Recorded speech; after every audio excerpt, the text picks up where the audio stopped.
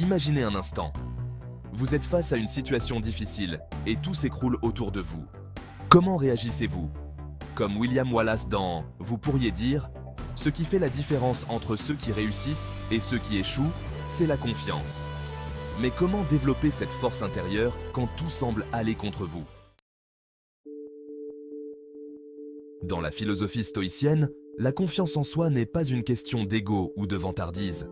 C'est une certitude tranquille. Une certitude que, quelles que soient les circonstances, vous avez en vous la force nécessaire pour y faire face. Comme le disait Marc Aurèle, la première leçon à retenir est donc que la véritable confiance ne provient pas de ce que les autres pensent de vous, mais de la façon dont vous vous percevez. Laissez-moi vous montrer 5 façons simples d'embrasser cette philosophie pour gagner en confiance. Première étape. Concentrez-vous sur vos forces. Trop souvent, nous sommes prisonniers de nos propres pensées négatives. Notre esprit est comme un amplificateur de faiblesse. Il nous fait croire que nos défauts sont plus grands qu'ils ne le sont réellement. Mais, et si je vous disais que ce que vous considérez comme une faiblesse pourrait être votre plus grande force? Dans Sylvester Stallone dit à son fils, « Appliquez cette leçon. Apprenez de vos échecs, mais concentrez-vous sur ce qui vous rend unique. La vie vous lancera des défis, mais c'est votre réaction face à ces défis qui définira qui vous êtes. » La deuxième étape, qui découle directement de la première, est de vous fixer des objectifs quotidiens réalistes. Les stoïciens croyaient en l'importance de petites victoires. Chaque objectif accompli, aussi petit soit-il, renforce la discipline et la confiance. Comme le disait Épictète, commencez par de petits objectifs, des victoires quotidiennes.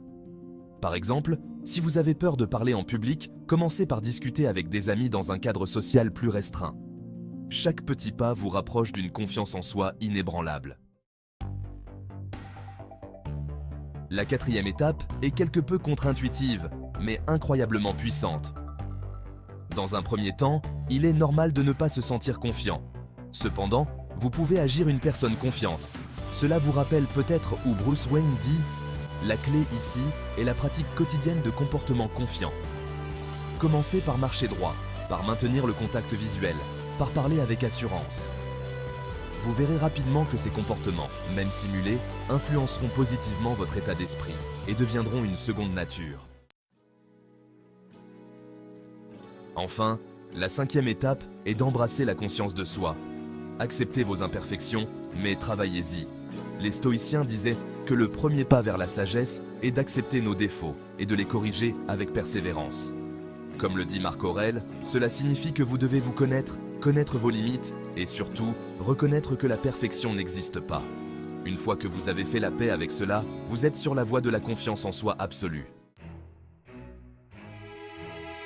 Le chemin vers la confiance en soi est un voyage intérieur qui commence par de petits changements de perspective et de comportement.